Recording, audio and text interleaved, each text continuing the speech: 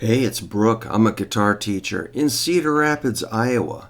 I have a student named Josh that comes up from Iowa City once in a while, and he's had to miss for a while, but he's back, and we have a great time. He's a wonderful student, and I said, "What are you working on?" He's like, "Well, he wants to get back into lead guitar." He's a very competent player, but he's just still gathering information and getting himself squared away.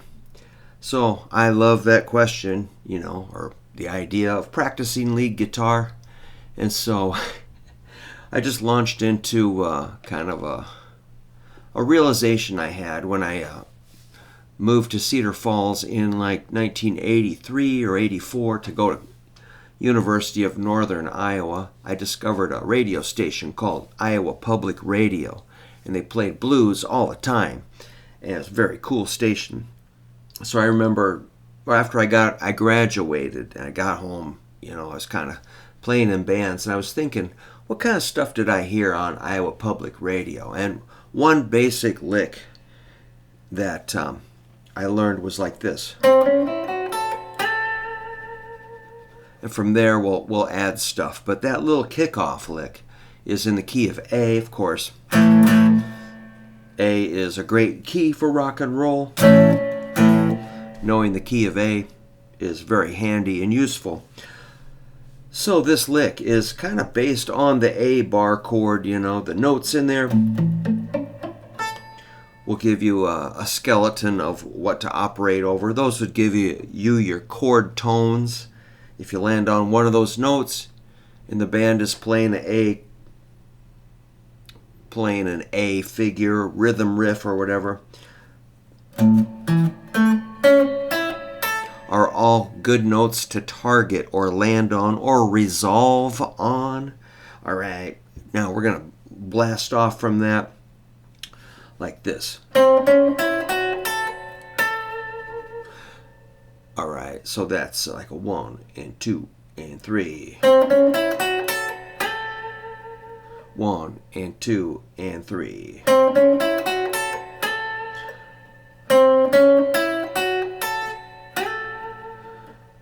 So I'm hitting a minor third going to a major third.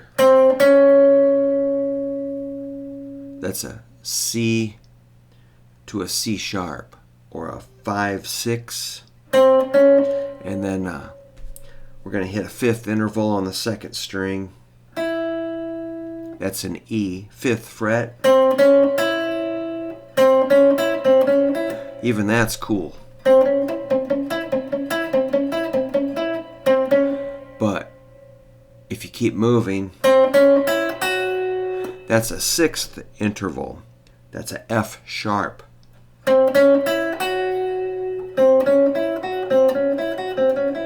I've got a little bit of a swing feel here. Then we hit the root, the A, 5th fret, 1st string. Then match it, 2nd string, 10th fret, ring finger. Notice the fingering. So a slide, you can go, but that's probably excessive. Just 3 or 4 frets. And you can give it a little wiggle. From there, you've kind of launched the song. 1 and 2 and 3. And we're kind of implying a whatever.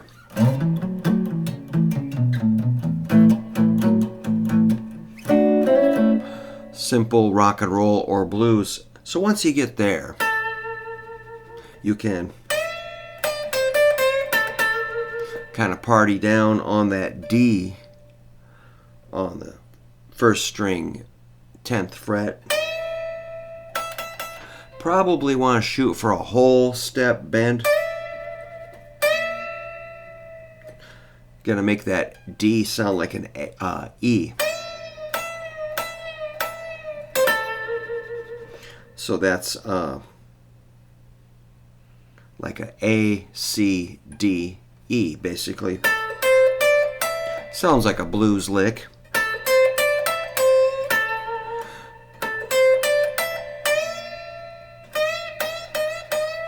And then, so that's going up, and if you go down, you're going to hit that C.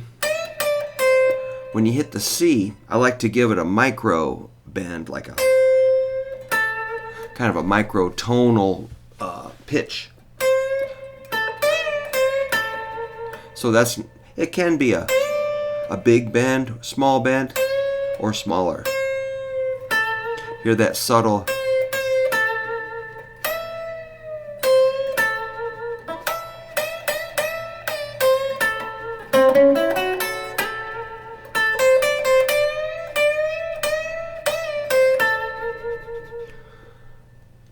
So you can, add a whole bunch to that. What I've discovered very slowly over the decades is this little set of notes. You've got like E, E flat, D, D flat, C, maybe even a B. There's a whole bunch of stuff within that line you can explore. I realize this all sounds pretty basic, but if you'll take the time to discover, you'll find you can bend this whole step, half step or less.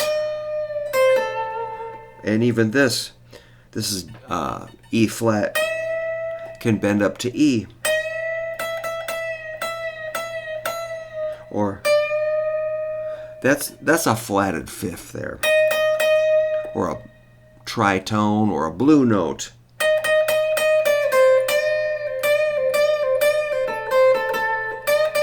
So you can target that E flat. And that's a little chromatic run, 3 in a row.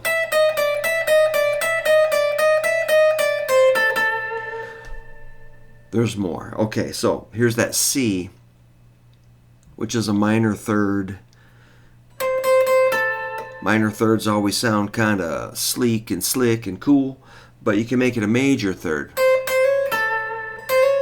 That's a C sharp. The third of A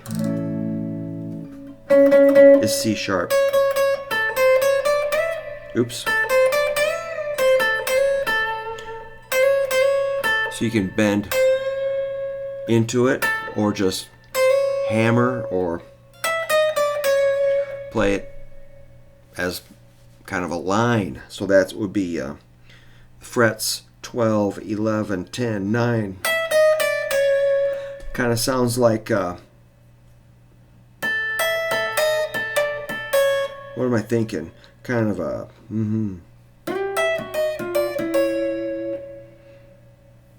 It could be harmonized, but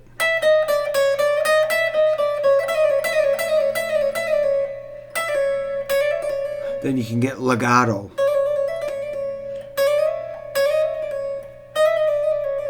Hammer on pull off. And back to that minor third.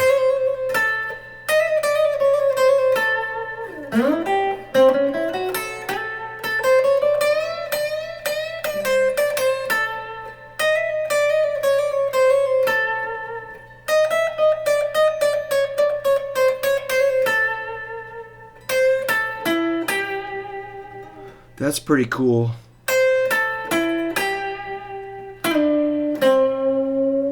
Back on down.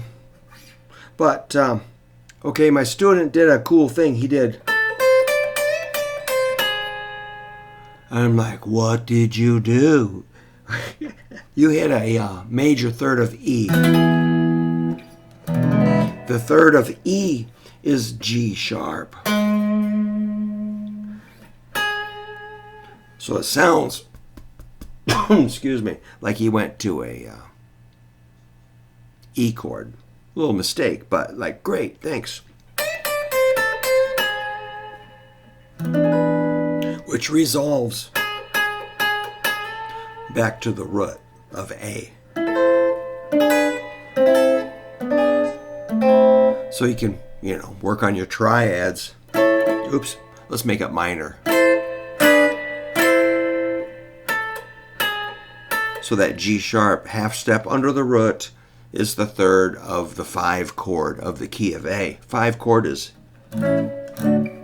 E. So you always want to know your 1 chord, your 4 chord, and your 5 chord. Each one of them has distinct intervals. And it's just a little trick that works, you know. It's like going...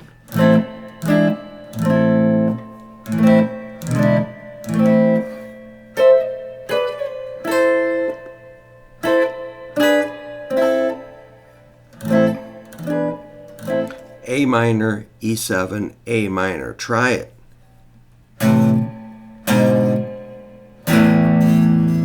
It's all over the neck, you know.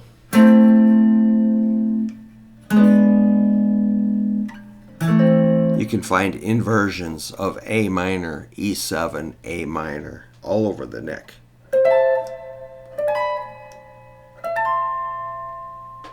Fancy. So, yeah.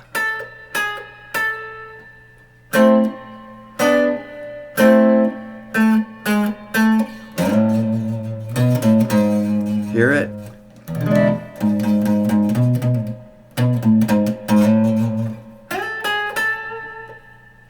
So, yeah. Anyhow, there's just within that pattern.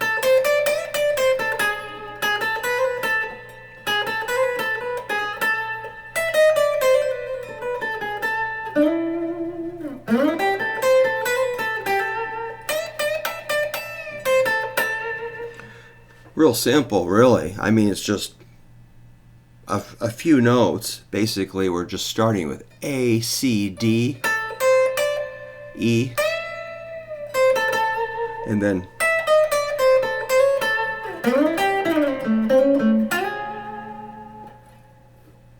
being aware of when the E chord happens, and it will, hopefully. All right, we could go to like a D minor or a D7, but let's save that for another time. And we'll cut this short. You can do, you know, kind of that legato kind of hammer-on pull-off stuff. Oh no, the kitty's here. Oh no, please, don't slash my cheek again. She will punish if you don't give her the right amount of attention. All right, so I'm Brook. I'm a guitar teacher in Cedar Rapids. Thanks for stopping by. I hope it wasn't too boring. Basic lead guitar, I love. You don't have to go to music school. You know, just learn your major scale, blues scale, minor scale, a couple others maybe. Know your notes. Be aware of your intervals. You know, chord formulas. It all works together. Do a little sight reading. Learn some songs. Keep it simple and you'll do great. Try to play in time. Keep your guitar tuned. All right. Peace out. See you later.